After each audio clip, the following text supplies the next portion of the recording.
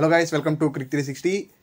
India tour of England 5 test సిరీస్లో భాగంగా third test Lord's వేదికగా జరిగింది కదా. ఆ మ్యాచ్లో టీమిండియా పోరాడి ఓడిన తర్వాత టీమిండియా కాంబినేషన్స్ దృష్ట్యా ఇప్పుడు ఏమైనా చేంజెస్ ఉంటాయంటే ఖచ్చితంగా చాలా న్యూస్ అయితే అవునని చెప్తున్నాయి అనమాట.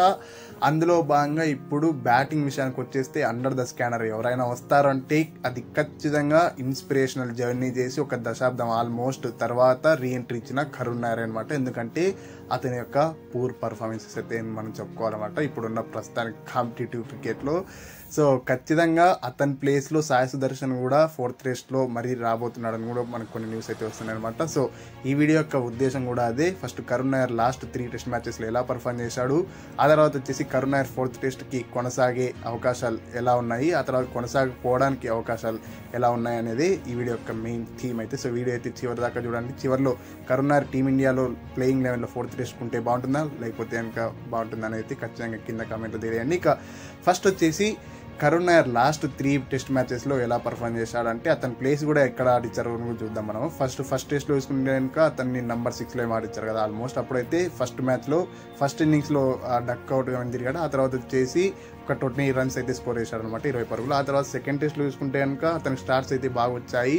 ఒకటి ఫస్ట్ ఇన్నింగ్స్లో వచ్చేసి ఆల్మోస్ట్ 31 రన్స్ స్కోర్ చేశాడు, సెకండ్ ఇన్నింగ్స్లో 26. తర్వాత థర్డ్ టెస్ట్లో వచ్చేసి ఫస్ట్ ఇన్నింగ్స్లో 40 రన్స్ స్కోర్ చేశాడు, తర్వాత వచ్చేసి సెకండ్ ఇన్నింగ్స్లో 14 రన్స్ అయితే స్కోర్ చేశాడు. సో దీన్ని బట్టి మనకి బాగా అర్థమయ్యేది ఏంటంటే కనుక అక్కడ ఒక 3 తీసేస్తే కనుక 3 ఇన్నింగ్స్, ఇంకో 3 ఇన్నింగ్స్లో అతనికైతే స్టార్ట్స్ వచ్చాయి. కాకపోతే అతను is unable to convert those starts అని అయితే మనకు కనిపిస్తుంది అనమాట. ఎందుకంటే ఒక 20 చూసాం, ఇంకోటి 30 చూసాం, ఆ తర్వాత వచ్చేసి ఒక 40 కూడా చూసాం. సో అట్లాంటి టైంలో కరుణ్ నాయర్ అయితే అతని యొక్క స్టార్ట్స్ని కన్వర్ట్ చేయట్లేదని మనకి అర్థమవుతుంది అనమాట. మరి కరుణ్ నాయర్ ఒకవేళ టీంలో కొనసాగే అవకాశాలు ఉన్నాయంటే ఖచ్చితంగా ఉన్నాయన్నమాట. ఫస్ట్ ఏంటంటే కనుక regardless of this poor performances this level అతని యొక్క ఆద్యాంతం ఆ ఇయర్ పొడవునా మొత్తం టెస్ట్ క్రికెట్లో మన లిస్టే క్రికెట్లో అదరగొట్టేశారు కదా. అతను not only limited format, test క్రికెట్లో కూడా చాలా బాగా రానిచ్చి ఇప్పుడైతే ప్లేస్ తెచ్చుకున్నాడు. సో అట్లాంటి టైంలో ఇంకా కొన్ని ఛాన్సెస్ ఇద్దాము అన్న ఒక పర్స్పెక్టివ్లో ఉంటే కనుక ఖచ్చితంగా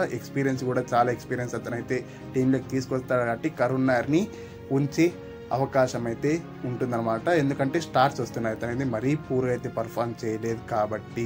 ఇక నెగిటివ్స్ విషయానికి వచ్చేస్తే కనుక అతను ఫస్ట్ టెస్ట్ ఒక్కటి తప్పించేస్తే కనుక తర్వాత సెకండ్ థర్డ్ టెస్ట్లో అతనికి ఐడెంటికల్ అయిన పొజిషన్ నెంబర్ 3లోనే ఆడించినప్పటికీ స్టార్స్ వస్తున్న తర్వాత కూడా అతను కన్వర్ట్ చేయలేకపోతున్నాడు. సో అట్లాంటి టైంలో ఇంకా సర్టెన్ చేంజ్ ఎవరైనా తీసుకురావాలనుకుంటే కనుక ఖచ్చితంగా సాయి సుదర్శన్ అయితే ప్రీమియర్ ఫామ్లో ఉన్నాడు కదా, అతన్నైతే లైక్లీ రీప్లేస్మెంట్గా టీమిండియా పరిగణించేసి 4th టెస్ట్లోకి తీసుకొచ్చే అవకాశం ఉంటుంది. కరుణ్ నాయర్తో వచ్చిన ఇబ్బంది ఇది లిస్టే ఫార్మాట్లో అతనైతే ఖచ్చితంగా కన్సిస్టెంట్గా కూడా పర్ఫామ్ చేస్తున్నాడు. When it comes to international cricket మనం చూసుకుంటే 2016 ఆ టైంలో డెబ్యూ చేసిన టెస్ట్ మ్యాచ్లో అప్పుడు ఇండియాకి రిప్రజెంట్ చేస్తూ వీరేంద్ర సెహ్వాగ్ తర్వాత టెస్ట్ ఫార్మాట్లో 3 సెంచరీ వేసిన ఏకైక క్రికెటర్గా నిలిచాడు. ఆ తర్వాత వచ్చేసి ఆ యొక్క నాక్ని బ్యాక్ చేస్తూ అతనైతే కన్సిస్టెంట్గా స్కోర్ చేయలేకపోయాడు. అంతెందుకు మొన్న ఐపీఎల్లో డెబ్యూ చేసినప్పుడు కూడా అతను ఫస్ట్ మ్యాచ్లోనే 89 స్కోర్ చేశాడు అగైన్స్ట్ ముంబై. ఆ మ్యాచ్ ఓడిపోయినప్పటికీ ఢిల్లీ వాళ్ళు. ఆ తర్వాత వచ్చేసి చెప్పుకోదగ్గ పర్ఫార్మెన్సెస్ అయితే కరుణ్ నాయర్ ఇవ్వలేదు ఎప్పుడు ఢిల్లీని రిప్రజెంట్ చేస్తూ ఢిల్లీ క్యాపిటల్స్. సో ఇట్లా కరుణ్ నాయర్తో అయితే వచ్చిన ఇబ్బంది consistency at competitive level especially international లెవెల్లో. సో ఖచ్చితంగా కరుణ్ నాయర్ ఛాన్సెస్ని ఏదైనా హిండర్ చేస్తుందంటే అతని యొక్క కన్సిస్టెన్సీ అని కూడా మనం చెప్పాలి. ఎందుకంటే ఒకేసారి పెద్ద నాక ఆడి తర్వాత ఏమీ ఆడుకోవడం కన్నా కన్సిస్టెంట్గా స్కోర్ చేయడం వల్లనే టీంకి అయితే చాలా యూజ్ అవుతుంది అనమాట. ఎందుకంటే ఇప్పుడు కన్సిస్టెంట్గా స్కోర్ చేస్తుంటే కనుక టీం గెలవడంలో మేజర్ కాంట్రిబ్యూషన్ ఉంటుంది.